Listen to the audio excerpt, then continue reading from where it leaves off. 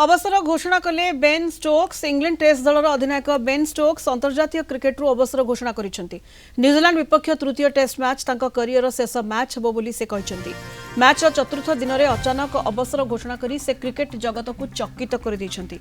Stokes England पक्षरु 121 match खेलिथिबा बेले 44 match रे अधिनायक दायित्व तुलाइथिले। सेबडी से इंग्लैंड पक्षरु 114 दिनिकिया मैच खेली सारिछंती। गत किछि दिन हला विवाद रे फसी जाइथिले बेन स्टोक्स।